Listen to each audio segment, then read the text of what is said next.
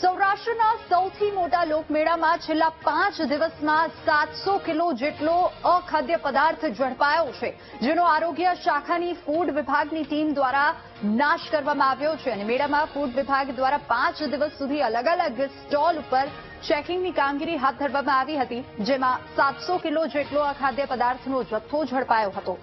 વાસી બાફેલા બટાકા, વાસી ચટણી, ઢોકળા, ખીરું અને કલરયુક્ત ખોરાક, આ તમામ ખાદ્ય પદાર્થનો નાશ કરવામાં આવ્યો છે. જ્યારે ફૂડ વિભાગની ટીમે 40 જેટલા ખાણીપીણીના વેપારીઓને નોટિસ ફટકારી હતી.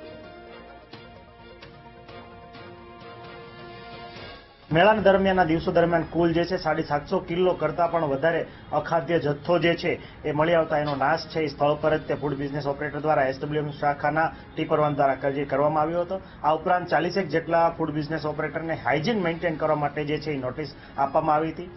ઉપરાંત જોવા જઈએ તો તમામ જેટલા પણ ફૂડ બિઝનેસ ઓપરેટર જે છે મોટા સ્ટોલ ધારક હતા એ તમામને ટેમ્પરરી લાયસન્સની પ્રક્રિયા પણ ફૂડ શાખા દ્વારા જે છે એ કરવામાં આવી હતી.